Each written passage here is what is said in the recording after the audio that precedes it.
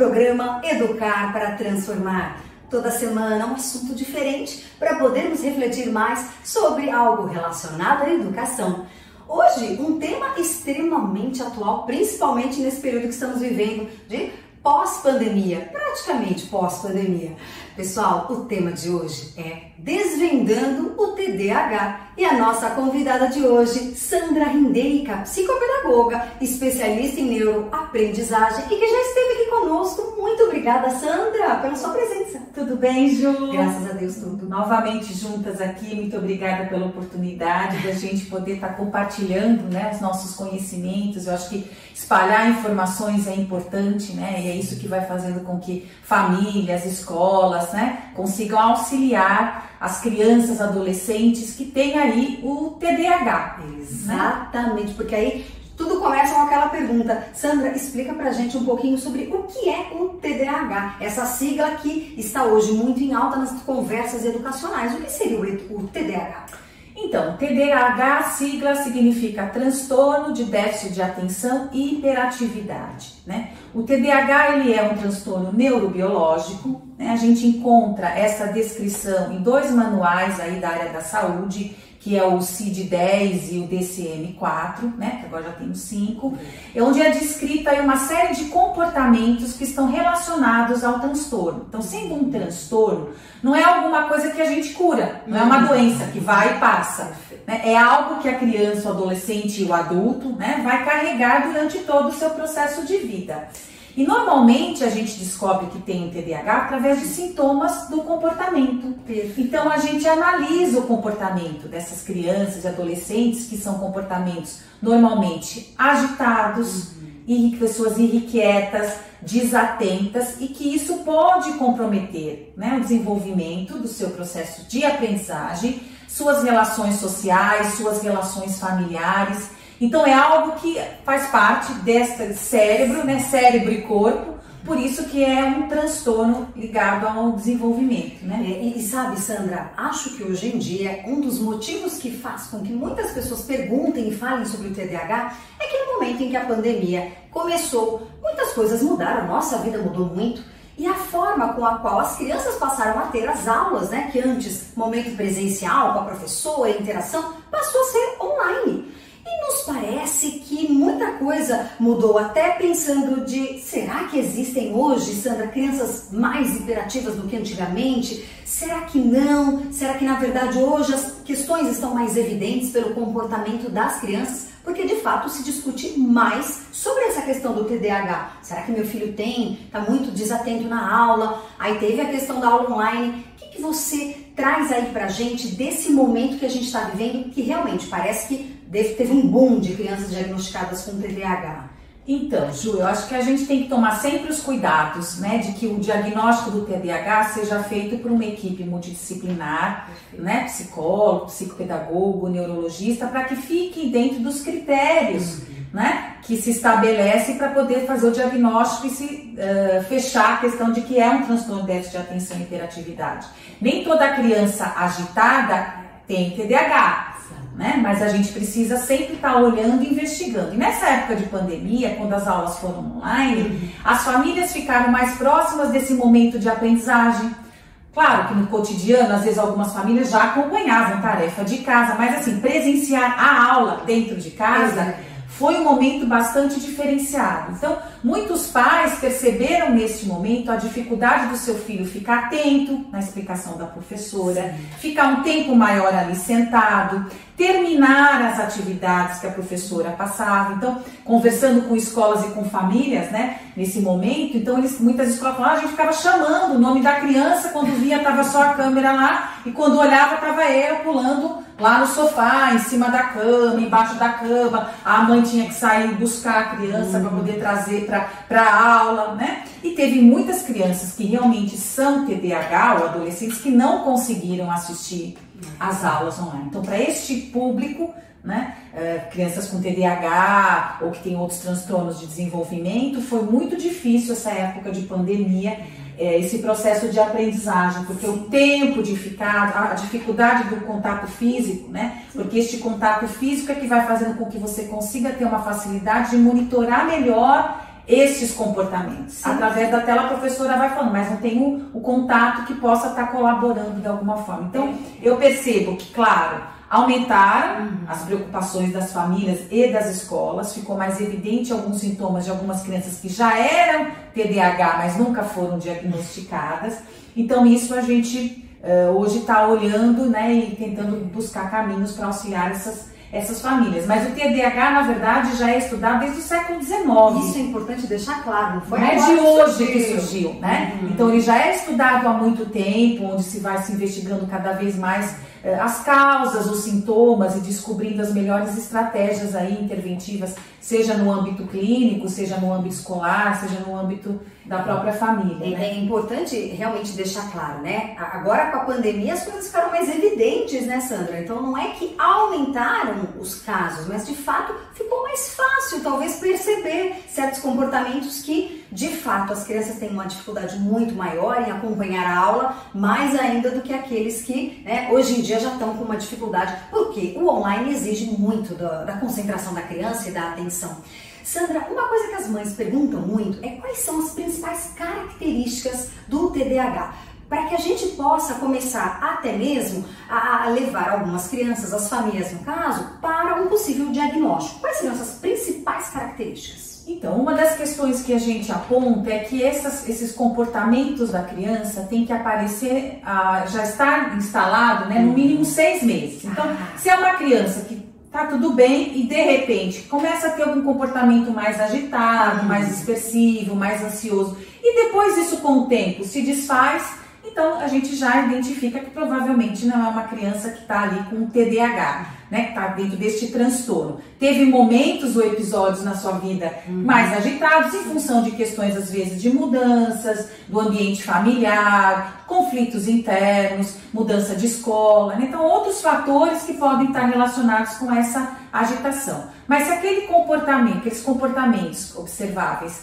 eles se manifestam e já estão presentes há pelo menos 6 meses, aí começa a acender uma luzinha da gente começar a observar. Certo. Normalmente esses comportamentos aparecem antes dos 6 anos de idade, né? As crianças pequenas já vão manifestando, mas ele fica mais evidente na hora que chega na escola, na hora que chega no contato com as outras crianças, né? Na hora que fica este comparativo, né, onde o professor vai conseguindo perceber a criança dentro do grupo, a criança dentro das relações sociais, a criança dentro das regras que são estabelecidas na escola, né, os desafios, as tarefas escolares que tem que ser feitas. Então, dentro da escola é que começa a se levantar uma maior possibilidade, porque até então a família traz, mas ele é mais agitadinho, ele não para quieto, às vezes ele não consegue ficar assistindo televisão, ele não termina o que faz, os brinquedos ficam todos bagunçados, ele é desorganizado, ele fala muito, ele é muito agitado, tem dificuldade para dormir,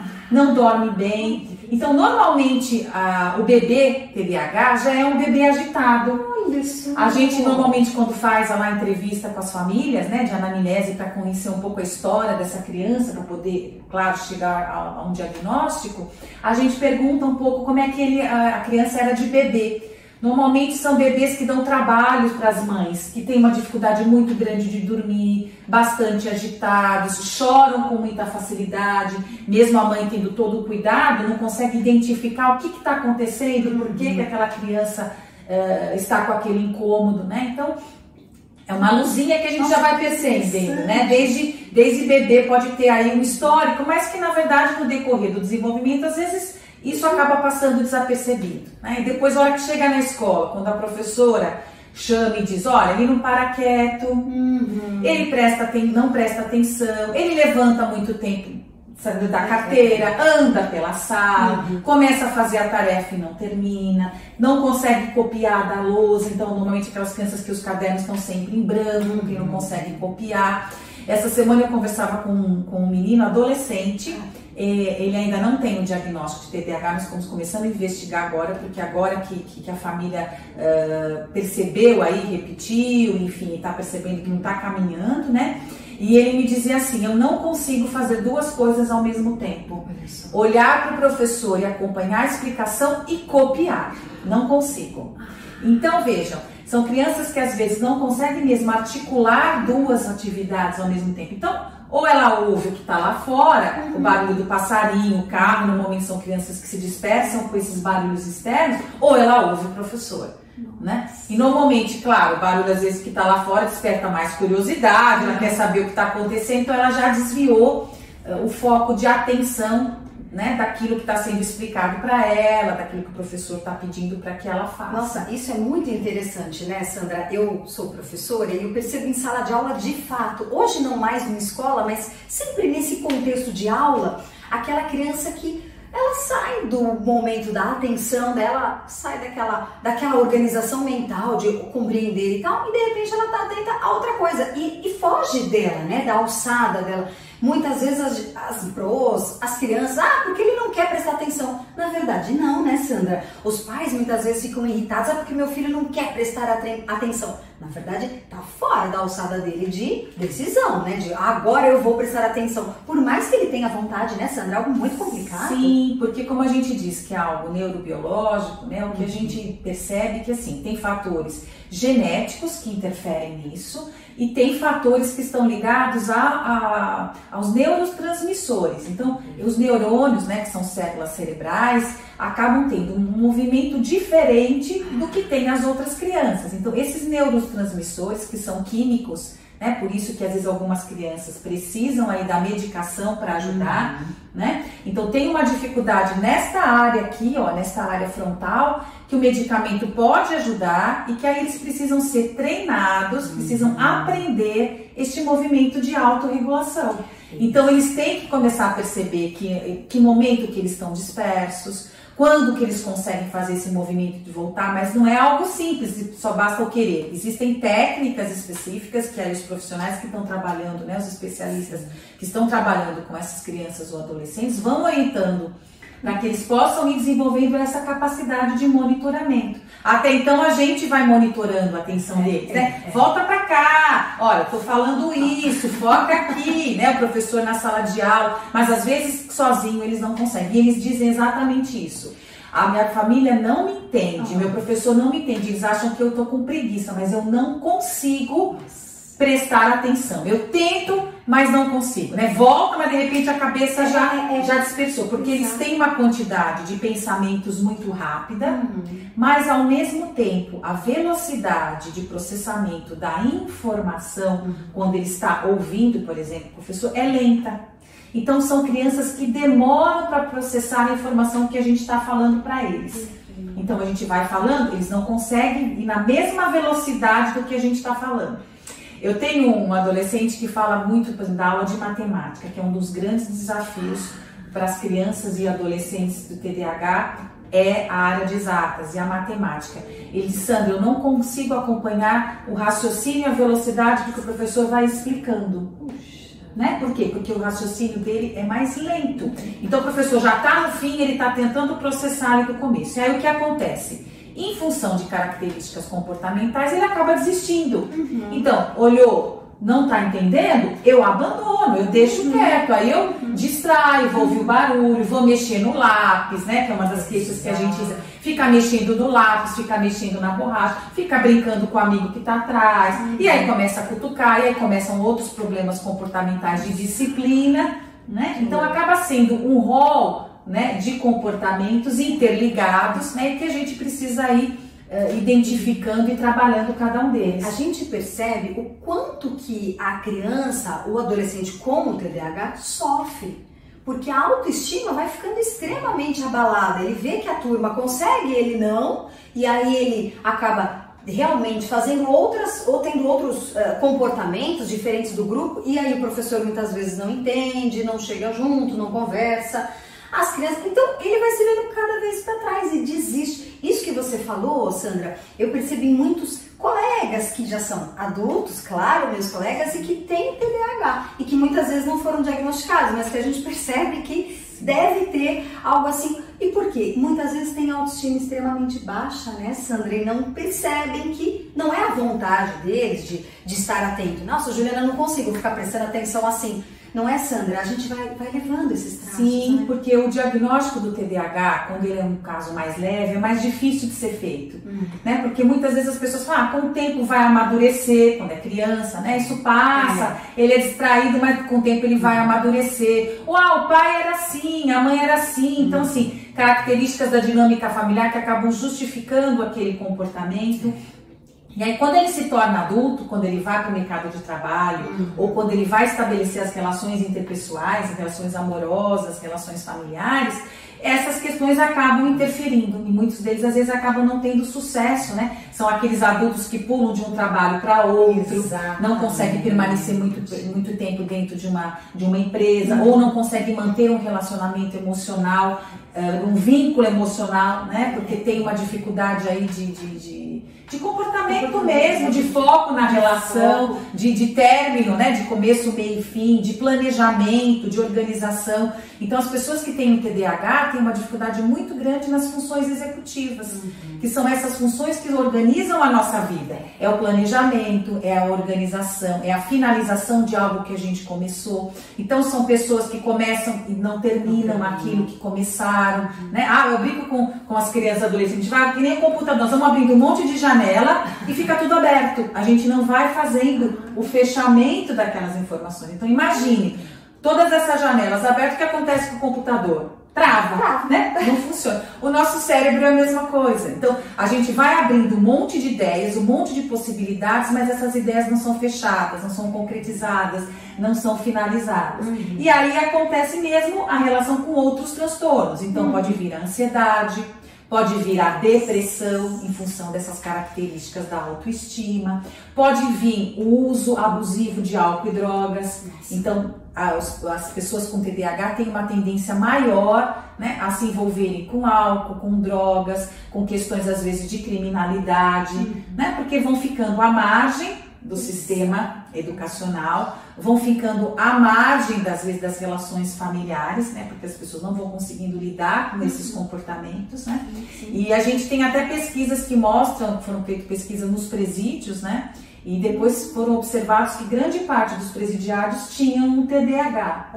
Olha, a gente imagina quanto da realidade não poderia ter sido mudada se essa questão não fosse observada. E às vezes, Sandra, atitudes simples que você que está aí assistindo a gente pode ter com o seu filho, você que é professor pode ter com os seus alunos, de perceber por que aquele aluno ou o filho não está realmente prestando atenção. Será que é vontade dele? Será que a criança está naquele dia meio sapeca de não prestar atenção? Ou será que é algo que realmente faz parte do jeito dele, que precisa ter uma atenção e um diagnóstico? Né, Sandra? Porque muitas mães também tem uma outra coisa que vem para mim. O Ju é distraído, mas não é agitado. Então, porque temos também o transtorno do déficit de atenção que não inclui a hiperatividade. Fala um pouquinho pra gente. Isso, então. Porque dentro do diagnóstico a gente pode classificar em 3 tipos.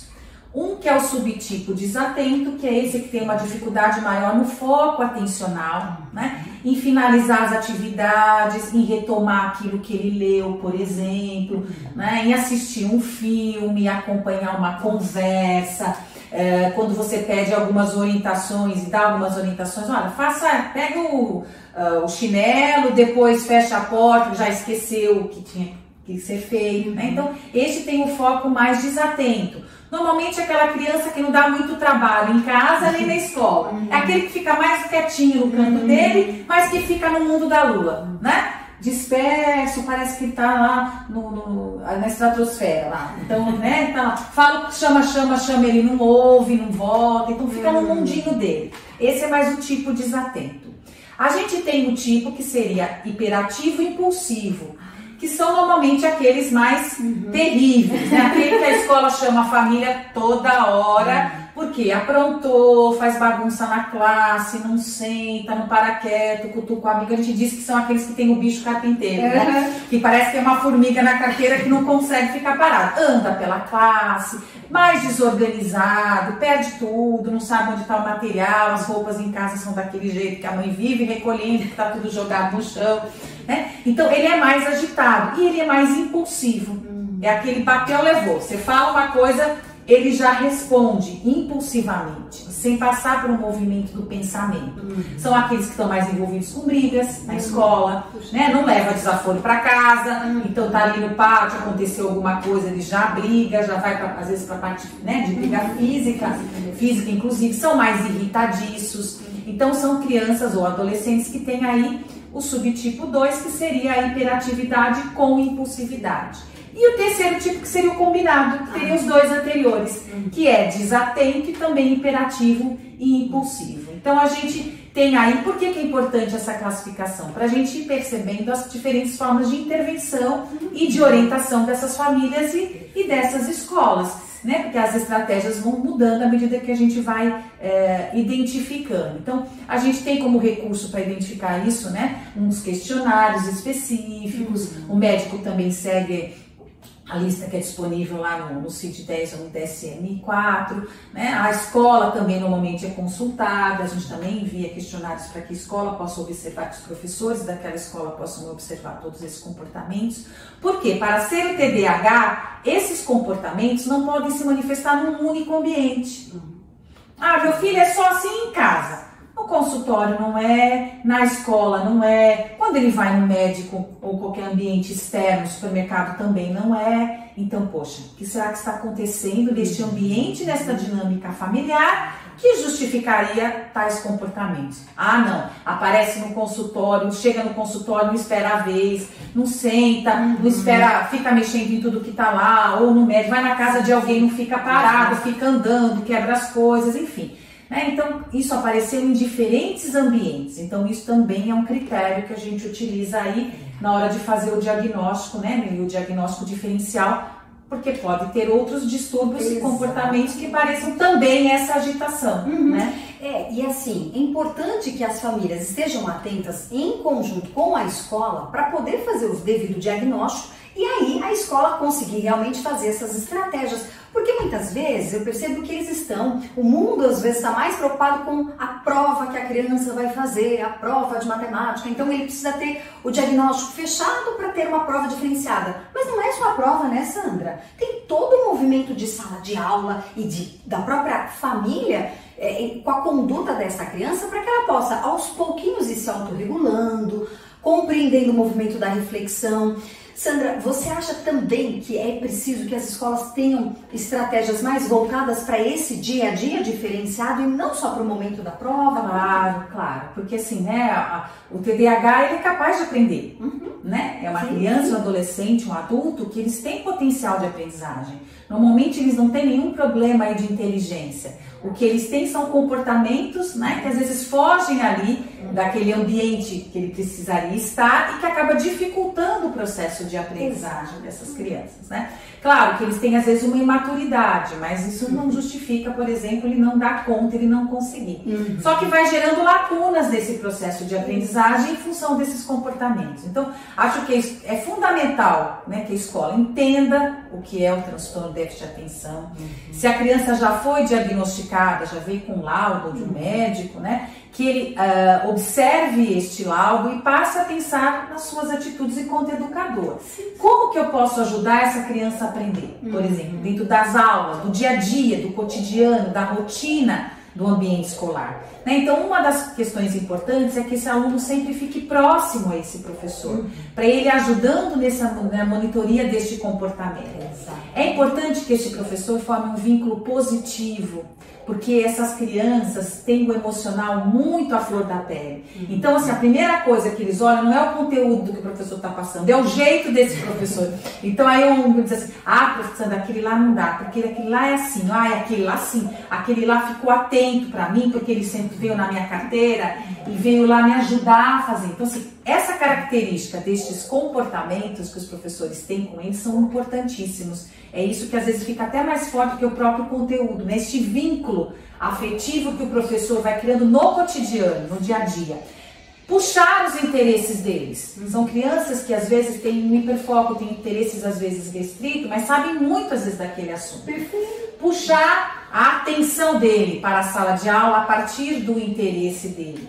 Lembrar que a velocidade do processamento da informação dele é mais lenta. Então, esse contato individualizado, né, de chegar na carteira e de retomar algum conteúdo que já foi exposto no coletivo e fazer a instrução diretamente, olho no olho. Olha para mim, olha, você tem que fazer tal tarefa, tal atividade. No coletivo, muitas vezes as informações se perdem, não funcionam, porque ele não está atento, ele está distraído, ele não copiou a tarefa, ele não copiou a página que vai, não vai conseguir. Então, você, professor, tem que ir até ele. É você que tem que fazer o movimento de ir, né? E auxiliá-lo nessa organização do cotidiano, nessa rotina de tarefas, nessas etapas do planejamento da informação, né? Por exemplo, matemática. Às vezes ele não sabe quais as etapas que ele tem que fazer para resolver uma equação, ou quais as etapas que ele tem que fazer para resolver uma divisão.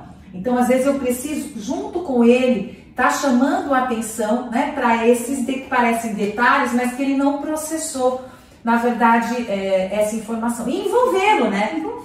E a questão do julgamento, eu acho, que a gente tem que tomar muito cuidado, né? Ele é bagunceiro, ele é isso, ele é aquilo, quer dizer...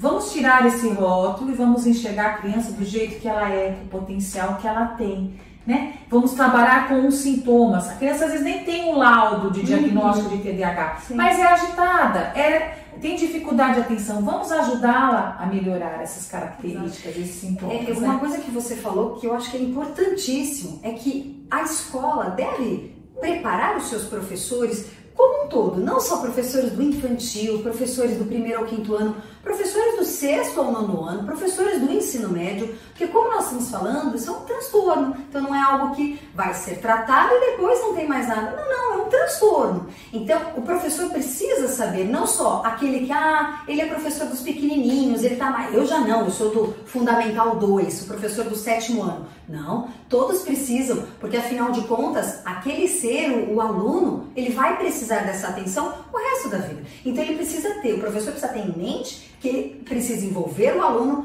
não importando se ele tem 10 anos, se ele tem 14 anos, se ele tem 15, não é mesmo?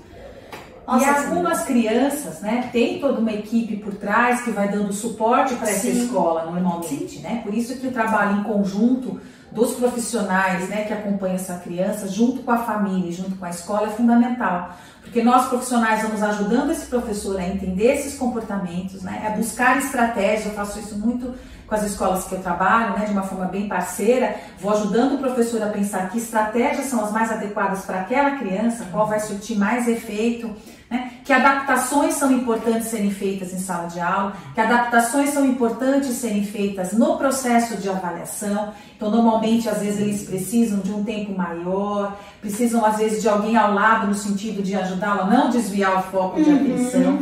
Tem alguns que têm uma dificuldade no processo de leitura, não muito mais pelo processo da decodificação das letras, mas por causa do foco atencional, então foge aí, não lembra o que leu. Então a gente tem que auxiliá-los nesse movimento para que eles possam estar sempre lembrando. Então tem uma dificuldade aí de uma memória, né? De uma memória de trabalho que acaba interferindo, né? Bem como as famílias, né? A gente tem que estar sempre próximo, porque as famílias também têm que aprender a como auxiliar os seus filhos, né? No seu processo de desenvolvimento e no seu processo de aprendizagem, em função destas características que a gente está comentando aqui, porque geram muitos conflitos normalmente, né?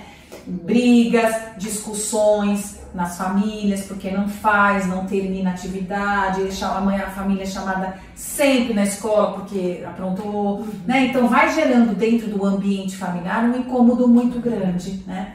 Por isso que todos têm que estar envolvidos e compreender a questão da criança, assim como de todos.